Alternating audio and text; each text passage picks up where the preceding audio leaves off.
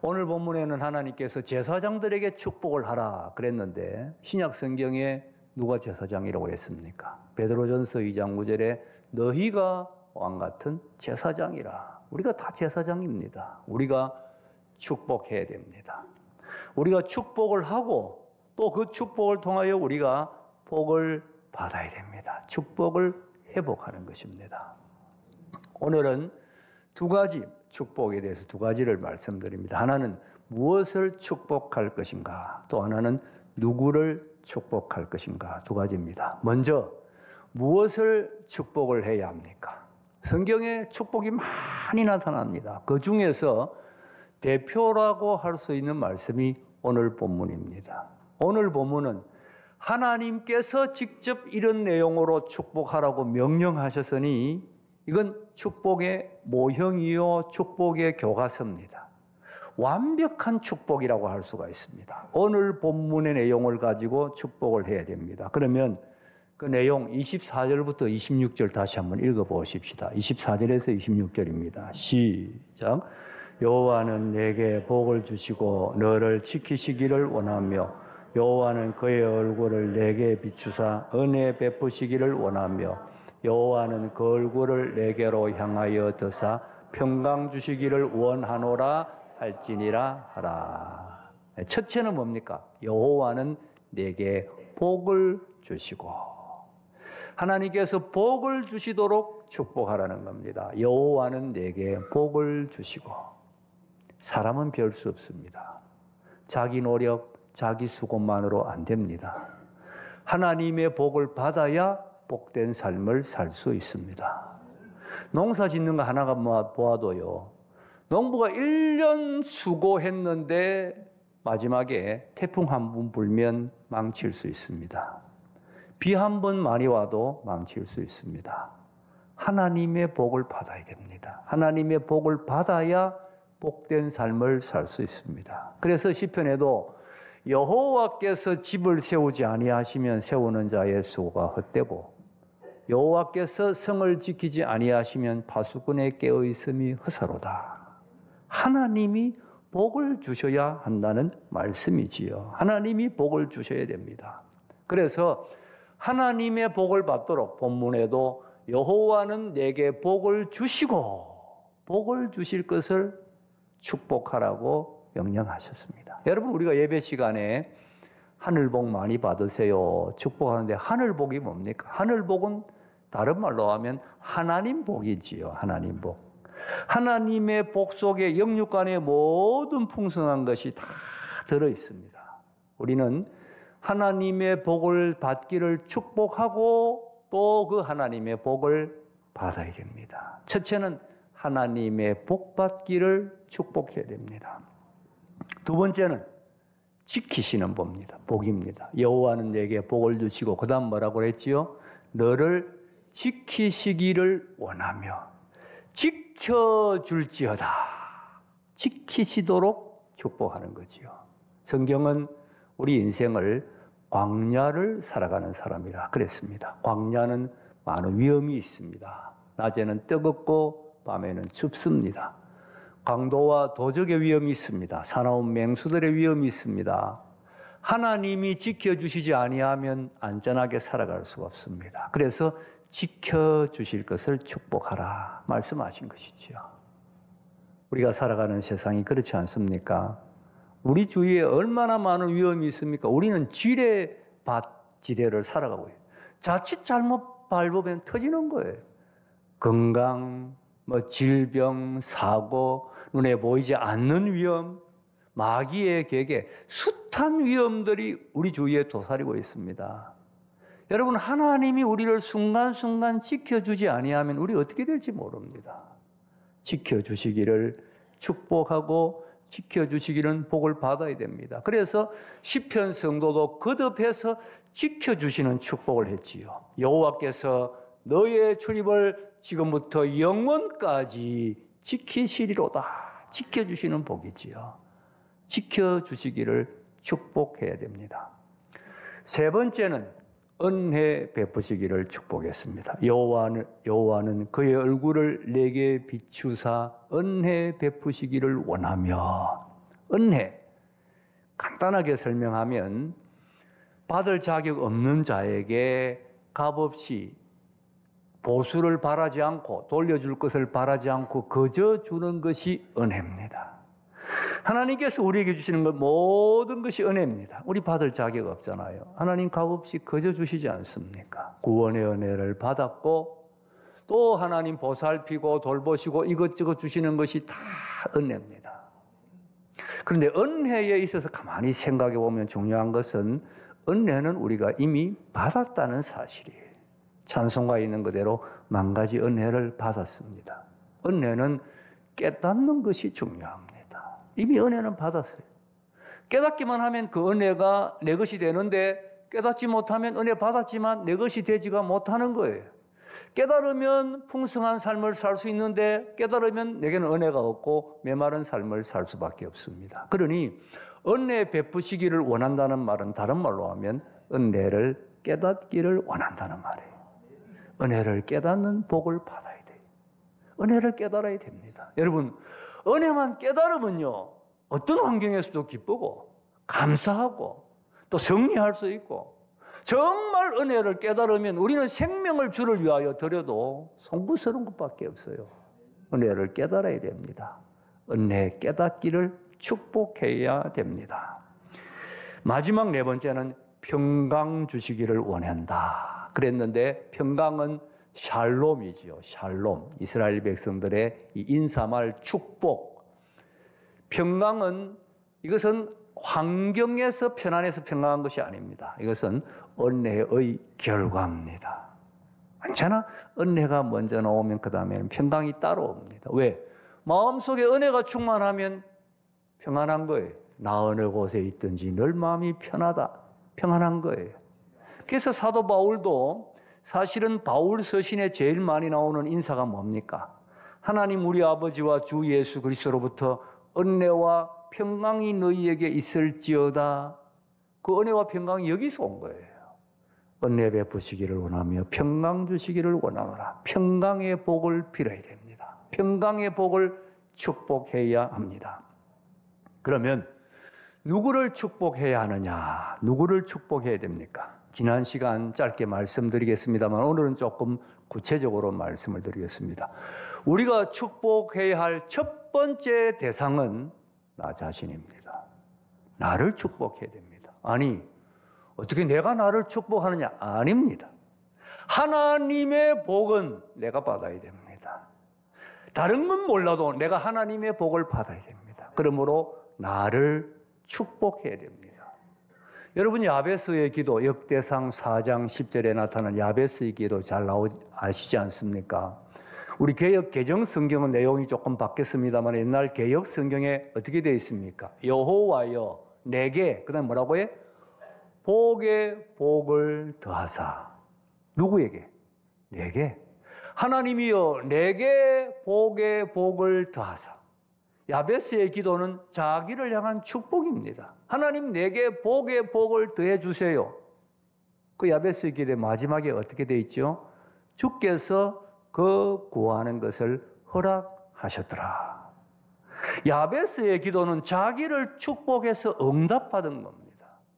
자기를 축복해서 하나님의 복을 받은 기도가 야베스의 기도입니다. 여러분, 야곱을 한번 생각해 보세요. 야곱은 인간적으로 그렇게 훌륭한 사람 아닙니다. 간사하고 깨가 많고 속이기도 잘하고.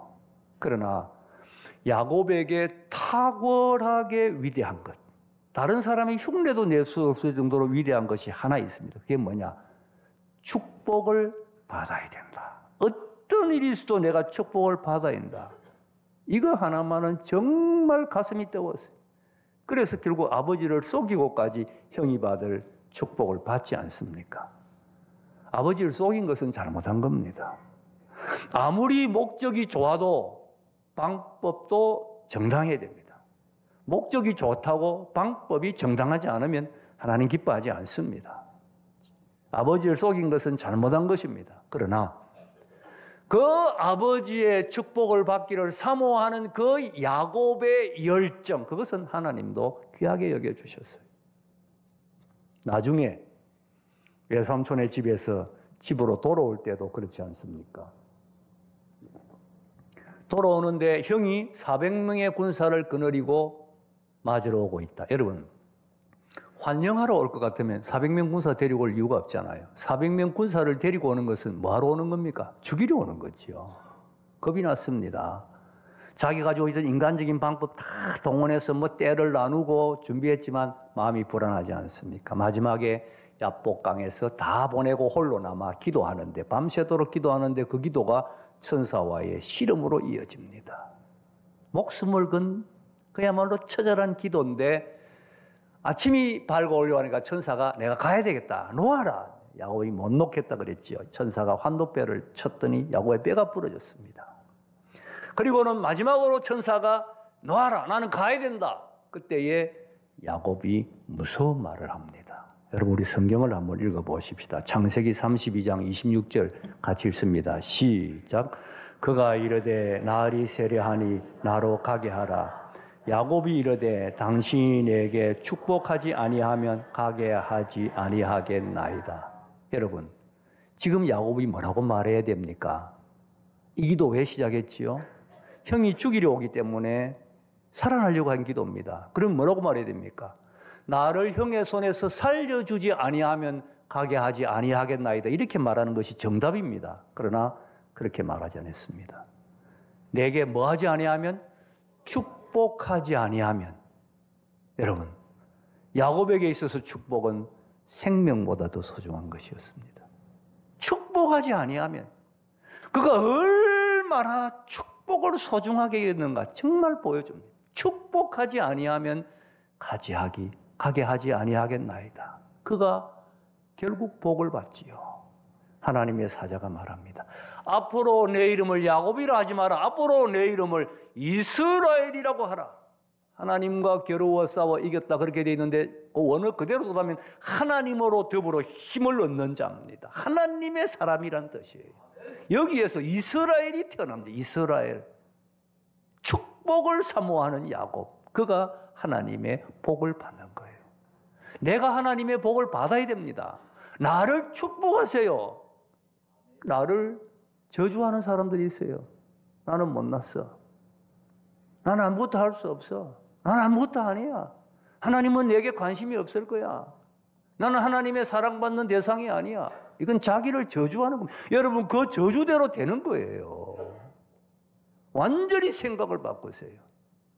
나는 하나님의 사랑받는 대상이야. 하나님이 내게 복을 주실 거야.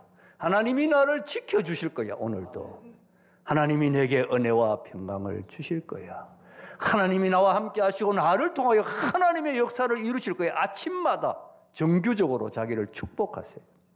시간이 있을 때마다 자기를 축복하십시오. 하나님의 복이 내게 임할지어다. 저녁에 잠들 때도 하나님 모든 짐 주께 맡깁니다.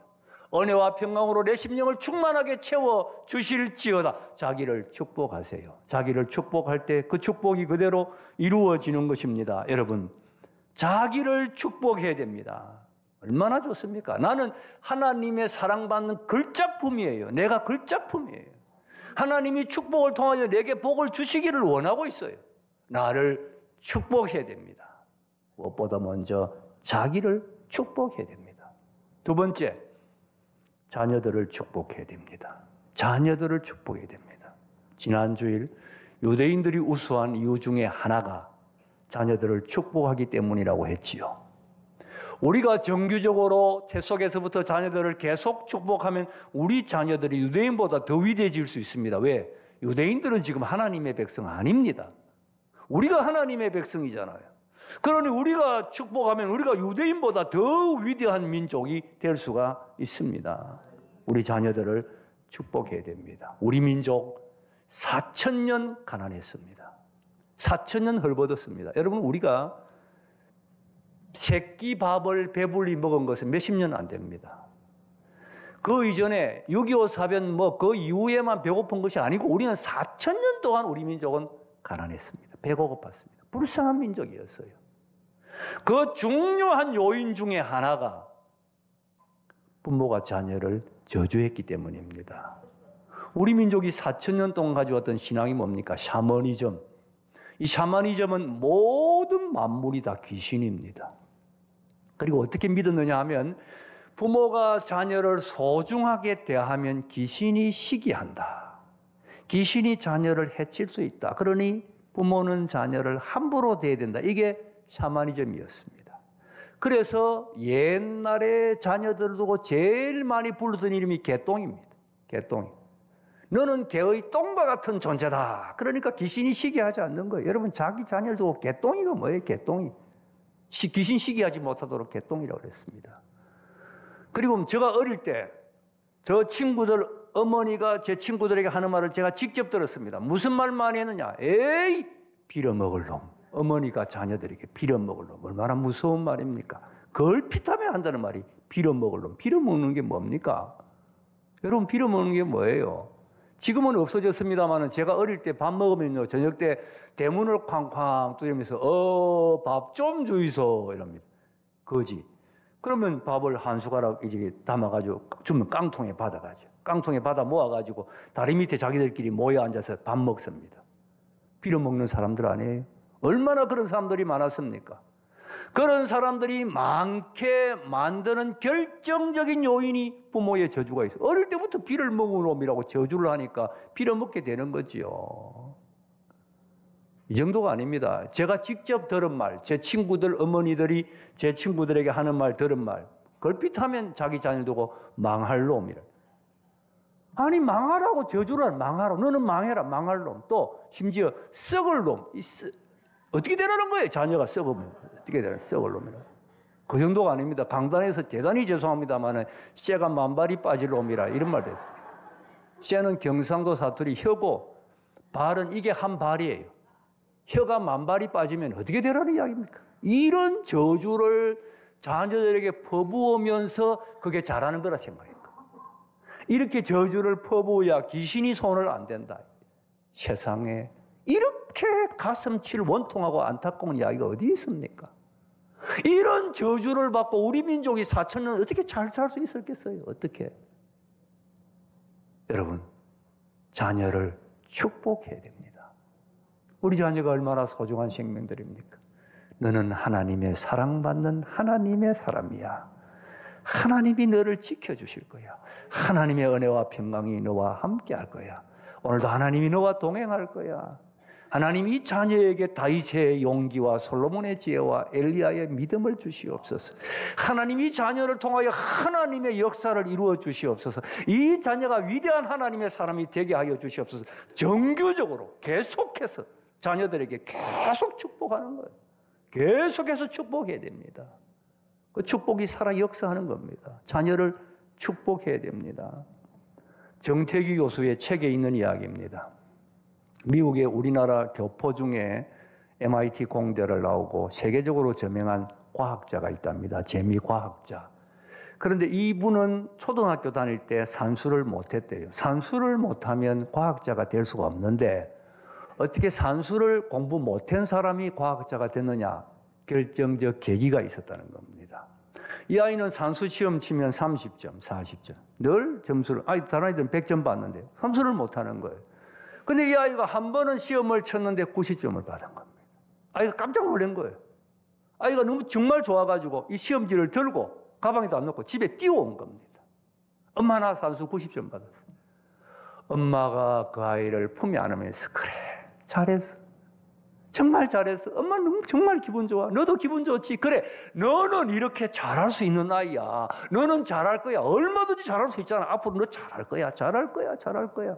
축복한 거예요. 칭찬 격려하면서 축복한 겁니다. 여기서부터 이 아이가 내가 잘할 수 있구나 이렇게 생각하게 된 거예요. 그때부터 산수를 열심히 한 거예요.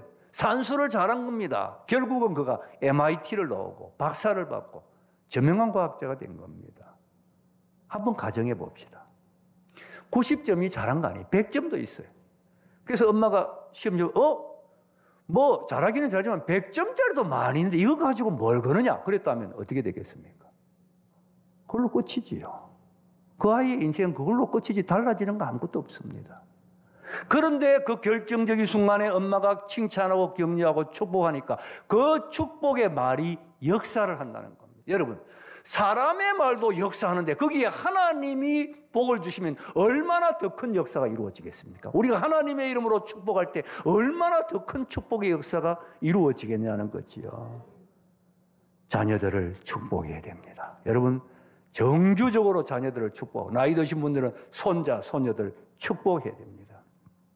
마지막 세 번째로 주위에 있는 사람들을 축복해야 됩니다. 다른 사람들. 여러분 예배 시간에 축복 인사할 때 진심으로 내가 축복한다 그런 생각을 가지고 마음을 담아 축복하면 그 복이 이루어지는 거예요. 또 내가 그 복을 받으니까 내가 복을 받는 거예요. 진심으로. 대화를 통해서도 또 기도를 통해서 여러분 기도할 때도 다른 사람 다 축복하세요. 축복의 기도를 드리십시오. 우리가 식당을 가거나 혹은 병원에 가거나 낯선 곳에 어디든지 딱 가면 제일 먼저 뭐 하지요? 앉아서 기도합니다. 눈 감고. 그런데 많은 분들이 왜 기도하는지를 몰라요. 또 그래서 그냥 눈만 감는 분도 있고 또 어떤 분들은 이거 뭐 하는지도 모르는데 얘가 왜 하느냐 안 하는 분들도 많고 한데 여러분 뭐든지 정확하게 아셔야 됩니다. 왜 식당이나 병원이나 어디에가 앉으면 먼저 기도하느냐. 누가복음 10장 5절을 함께 한번 읽어보겠습니다. 누가복음 10장 5절 시작.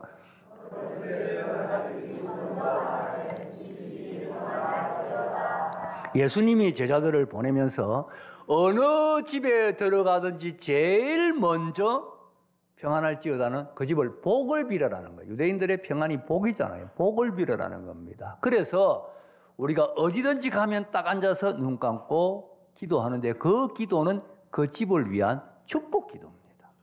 다른 건 생각할 게 아무것도 없어요. 하나님 이 집에 복 주세요. 예수 안 믿으면 예수 믿게 해주세요. 이 집을 통하여 하나님 영광으로서 복음 역사가 이루어지게 해주세요. 병원에 갔으면 하나님 이 환자 치유하여 주세요. 복만 빌면 되는 거예요.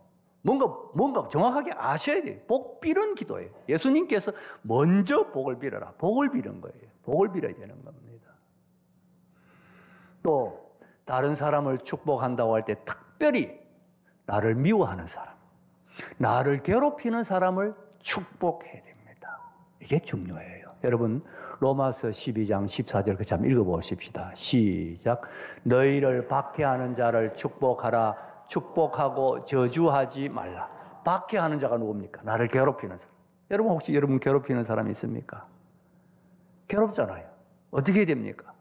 미워하지 말고 그 사람을 축복을 해라. 저주하지 말고 축복을 해라. 어떤 시어머니로부터 모진 이 시집살이를 하는 며느리가 있었어요. 시어머니가 정말 괴롭히는 거예요. 사사건건 괴롭히고 말도 안 되게 괴롭히니까 이 며느리가 미칠 지경이에요. 감당을 못하겠어요. 스트레스를 받아가지고 결국 병에 걸렸어요. 죽을 지경이 됐습니다. 정말 도무지 사람 힘으로는 감당을 못할 정도가 되어가지고 몸도 병 걸리고 사람이 망가지고 도무지 못 살 정도가 되었는데 이 말씀을 들은 거예요. 박해하는 사람을 저주하지 말고 축복하라. 그런데 이 며느리는 너무 괴로우니까 어떻든 시어머니 죽기만 바라고 언제 시어머니가 죽느냐 이 생각만 하고 살았는데 축복을 하라. 하나님 나는 시어머니는 축복 못합니다. 내가 시어머니를 어떻게 축복합니까? 축복 못합니다. 나는 못합니다. 그런데 계속 마음을 울리면서 자꾸 말씀이 자기 심령에 들어오는 겁니다. 말씀이 역사하는 거지요. 못한다고 해도 하나님이 하라는 거예요. 그래서 선포를 했습니다. 하나님, 내가 할 수 없지만 하나님의 명령이니 선포합니다. 시어머니를 용서합니다. 시어머니를 사랑합니다. 시어머니를 축복합니다. 하나님 시어머니를 축복합니다. 우리 시어머니 복 주시옵소서. 그렇게 뜨겁게 기도를 했더니 눈물이 흘러내리는 거예요. 그래서 눈물이 나는 겁니다.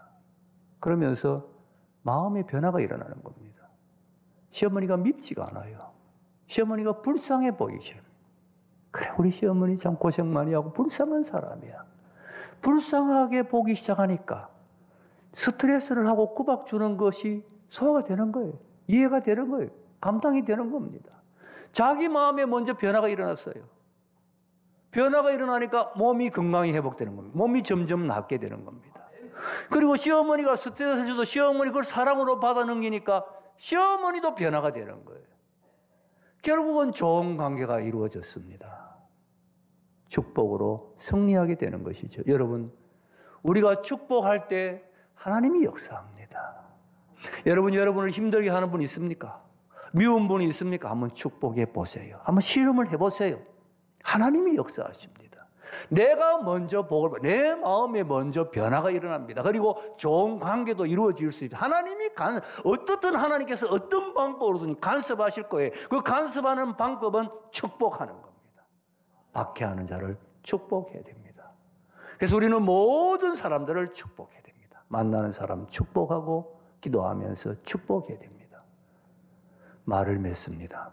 축복은 성경 전체를 관통하는 중요한 주제입니다. 우리 기독교가 축복의 종교입니다. 그런데 우리는 언제부터인가 축복을 잃어버렸습니다. 다시 찾아야 됩니다. 축복을 하고 그 축복을 통하여 내가 복을 받아야 됩니다. 먼저 나를 축복하세요. 이제 매일 나를 축복하세요. 자녀들을 축복하세요. 다른 사람을 다 축복하세요. 축복하고 그 축복을 통해 복을 받으십시다. 축복할 때 복이 임합니다. 축복하고 축복을 통하여 하나님의 복 속을 살아가는 여러분 다 되시기를 주님의 이름으로 축복합니다.